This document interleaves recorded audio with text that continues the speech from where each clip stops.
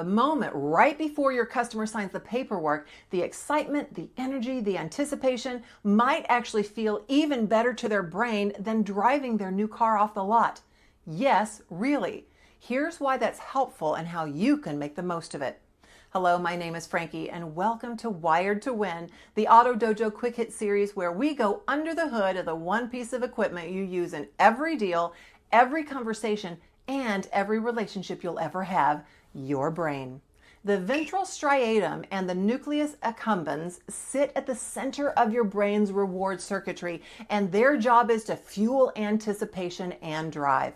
Here's the part that surprises most people. Research shows the nucleus accumbens responds most strongly not when you get the reward, but while you're anticipating getting it.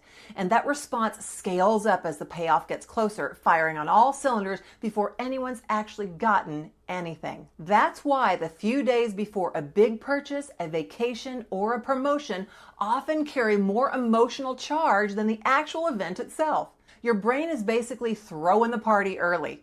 This is the exact circuit skilled salespeople engage whether they know the neuroscience or not.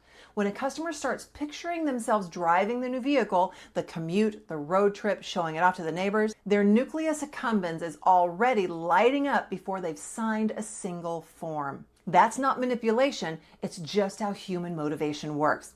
Handing them the keys for the test drive and letting them picture how they'll be using it as it relates to their lives out loud isn't a script trick. It's giving their brain the exact input it's wired to run on to visualize it and start building excitement and mental ownership.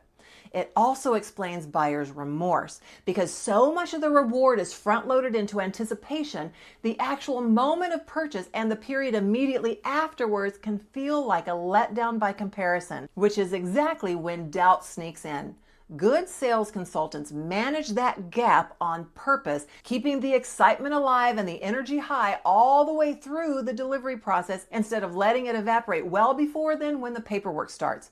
A rushed or energetically flat delivery after a high anticipation sales process is one of the most preventable ways to turn excitement into regret in under 20 minutes. In life, this circuit is also why we procrastinate on high effort but rewarding tasks in favor of quick dopamine hits like a text or social media notification, a doom scroll, a fatty or sugary snack that deliver a smaller but faster anticipation spike.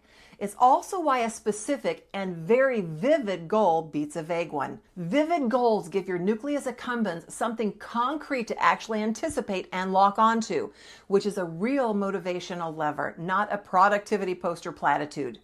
This is why every time I do action plans or any real planning at all with leadership, I emphasize the importance of being very clear and detailed. The greater level of specificity, the greater chance it will get executed. You know what the exact goal is.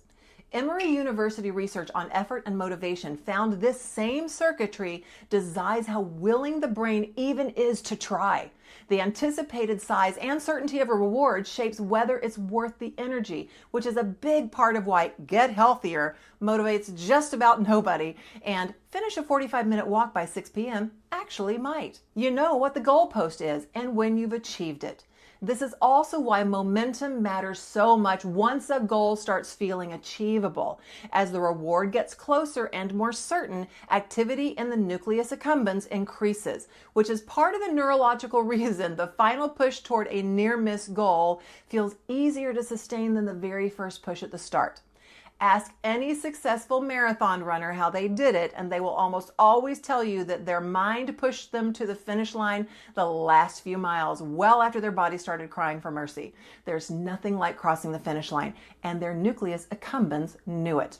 So go do it now. On the floor, on your next test drive, get the customer talking out loud about a specific moment they'll actually use the vehicle for. If you have a building with glass windows where you can allow the customer to see themselves reflected in the windows as they drive, incorporate that into the test drive so the customer can visualize themselves owning it.